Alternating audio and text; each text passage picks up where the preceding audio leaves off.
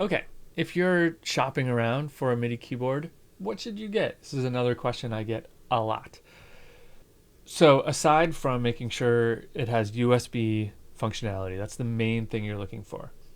Um, the next thing I would look for is what kind of what do you already play? Like, do you already play an instrument? And if so, you might consider getting a MIDI controller that is more like that kind of instrument.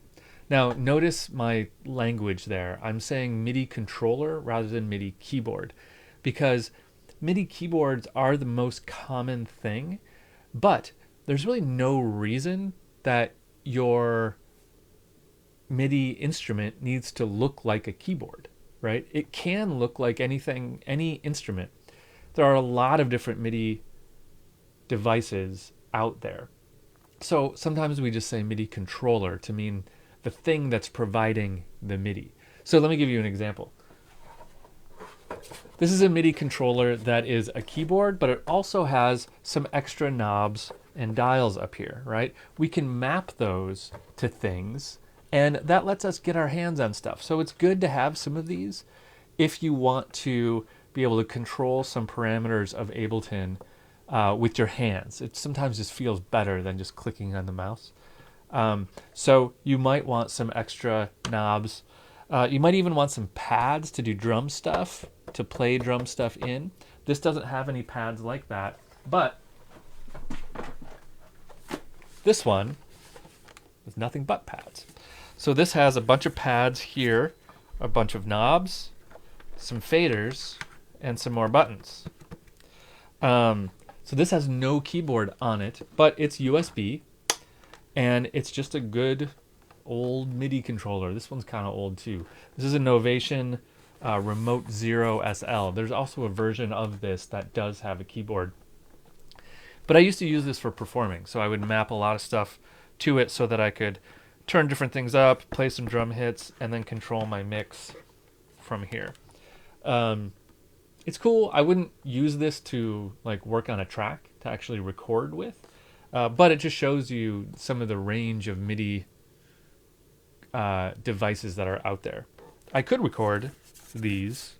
I could record anything. I can record these fader positions and do whatever I wanted. But there's no keyboard on it. That's my point. If you're a guitar player, I'm really into this instrument lately. This is made by a company called Artiphone. They're out of Nashville. They call this the Instrument One. It's basically a guitar, but it's just a MIDI instrument. Uses USB. Actually, this I think can be wireless as well. But you just play it like a guitar, and it knows what you're doing. It's just got, pad-sensitive things in here to know where your fingers are.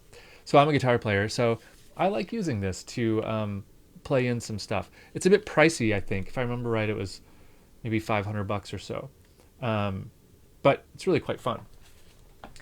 If you're a guitar player and you want it to actually feel like a guitar, this is a product called the Jamstick. These are quite popular right now. This is actually made by a local company, local to me in Minneapolis here. This is an early model of it. They make a full-size one now called the Jamstick Studio, which is almost a full-size guitar. And it's the main difference here is it's got real strings. Okay, so you can play it like a guitar. It doesn't really make any sound, but you plug it in. Again, USB or wireless, I think, with this.